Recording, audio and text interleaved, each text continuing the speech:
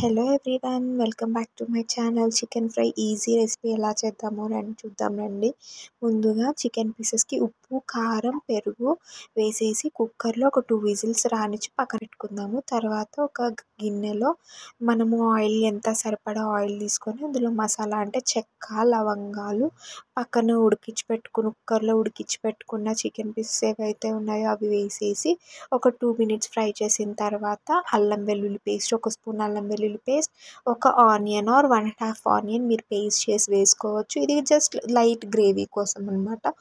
Next మనకి first ముక్కలో కొంచెం సాల్ట్ వేసి ఉంచుతాం కాబట్టి ఇక్కడ మళ్ళీ కొంచెం సాల్ట్ అయితే వేసుకోవచ్చు.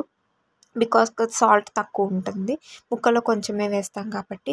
సాల్ట్ వేసేసి కాసేపు తిప్పి ఒక 2 to 3 మినిట్స్ మనం వెయిట్ చేస్తే ఈ ఆనియన్ పేస్ట్ అంతా ఇట్లా దగ్గరకు వచ్చిన తర్వాత కారం మనకి స్పైసీనెస్కి తగ్గట్టు కొంచెం కారం 1 స్పూన్ ఆర్ 1.5 స్పూన్ కారం, ధనియాల పొడి ఒక 1/2 స్పూన్ ధనియాల పొడి, కొంచెం గరం మసాలా జస్ట్ ఫ్లేవర్డ్ కోసం కొంచెం గరం మసాలా, కొత్తిమీర వేసేసి మనకి ఫ్రై అంతా ఇట్లా దగ్గరకు వచ్చే వరకు వెయిట్ చేస్తే చికెన్ ఫ్రై రెడీ.